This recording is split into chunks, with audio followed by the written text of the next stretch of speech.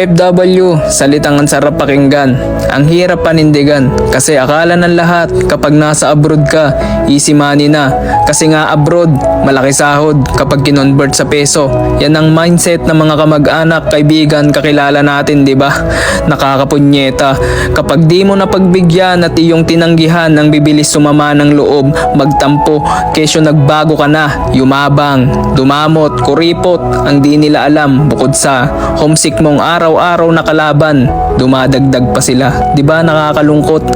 Bakit di nila kaya subukan mag-abroad para yung mga sinasabi nilang masasama at masasakit, sila na mismo makasagot na hindi pinupulot yung pera sa abroad bagkus pinaghihirapan, tinitipid yung sarili, isinasantabi ang mga luho para sa pangarap, bukod doon makaipon kasi may pinaghahandaan at pinaglalaanan para sa magandang kinabukasan. Kung hindi nyo pa rin maintindihan hanggang ngayon, baka kayo mismo ang problema. Real talk, kasi kung sino pa yung di nakaranas ng sitwasyon maging OFW, sila pa yung madaming sinasabi. Kaya yan ang hirap sa inyo di ba?